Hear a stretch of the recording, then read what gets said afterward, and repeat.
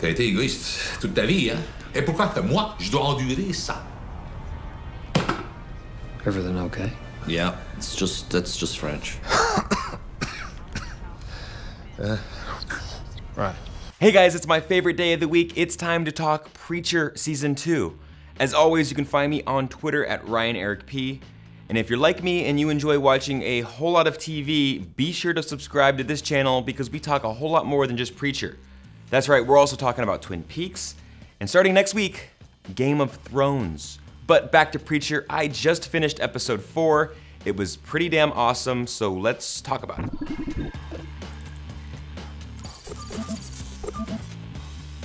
Episode 4 focused on two storylines that have developed in season 2, Tulip's past and Eugene's time in hell, and obviously Jesse still searching for God. The episode is aptly titled Viktor, and that's where we start off when Tulip is getting picked up by Viktor's men. We are soon introduced to Viktor himself, and he seems to be rather intimidating. I thoroughly enjoyed hearing the off-screen torture session going on in the room next door, while Tulip was waiting for him. Clearly, you don't want to get on this guy's bad side. What are we gonna do with you?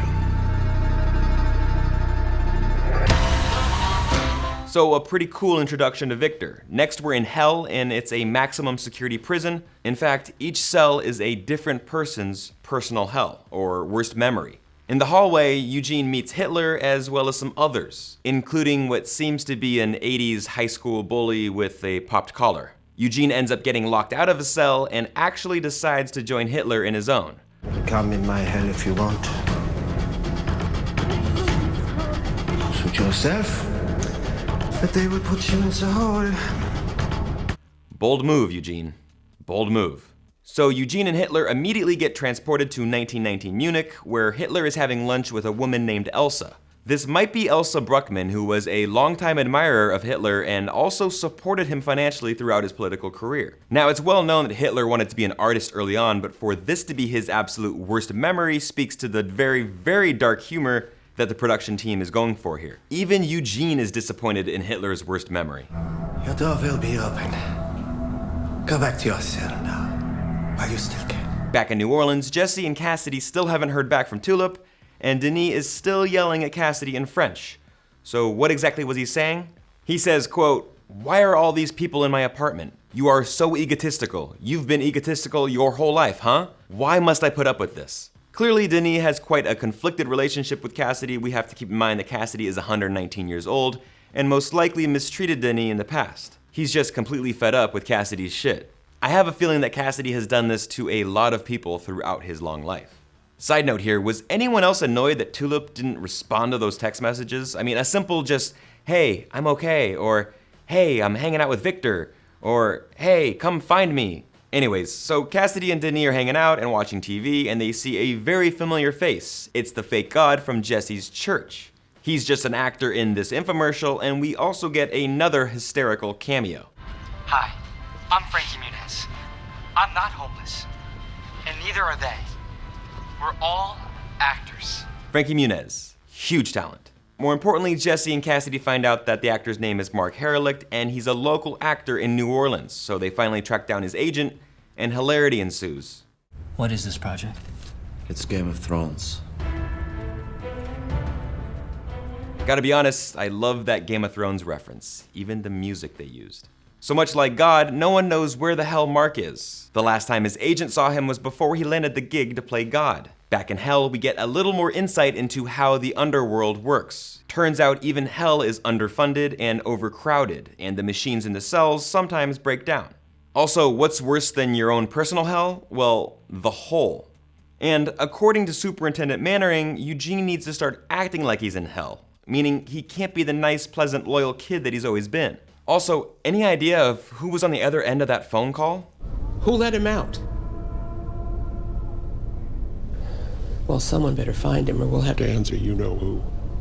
I couldn't help but think that they were talking about the Saint of Killers as the one that got out of hell. So later on, Jesse and Cassidy get their hands on the audition tape, and it turns out it's more of a snuff film. Mark ended up killing the audition, getting the part, and then getting killed himself. He was shot dead in order for him to go to heaven and play God. Back in hell, the bully Tyler gets into a fight with Hitler, who's become a rather weak and unintimidating figure. Everyone else joins in except for Eugene. But he knows he needs to change in order to survive down here, so he too starts beating up Hitler. It's crazy that in this version of hell, Hitler was the absolute nicest person down there. That's extremely weird to imagine for one of the world's biggest monsters. The storytellers are actually trying to humanize Hitler and want you to feel bad for him for a second, but we realize it's still Hitler. Back in New Orleans, Jesse finally goes out to search for Tulip. Once he gets to Viktor's mansion, he uses the word on pretty much everyone around him. That is, until he gets to Pat's torture room. Lucky for Pat, he has his headphones in and is listening to Billy Joel's Uptown Girl.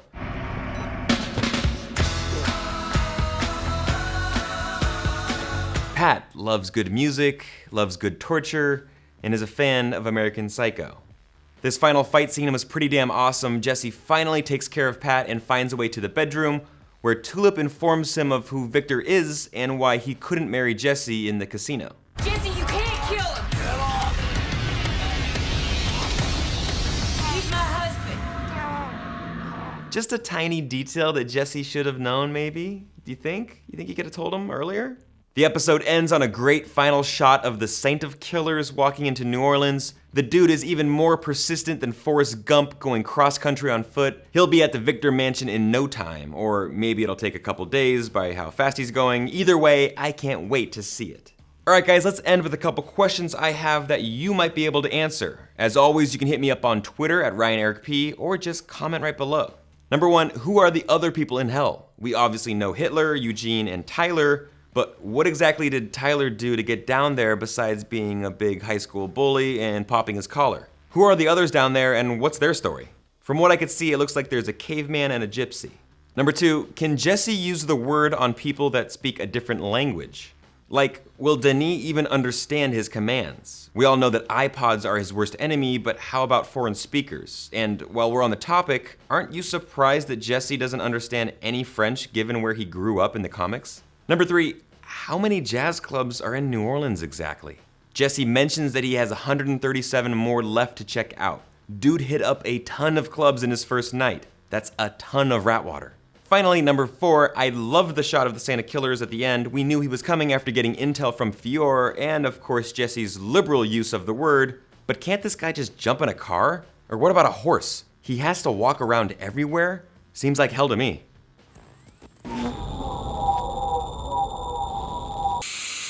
Alright guys, so hopefully you can help me out with those questions, and let me know if you have any questions in the comments below or on Twitter. Be sure to come back next week for episode 5. And guess what? We're also going to Comic-Con, so look out for that stuff. See you next week.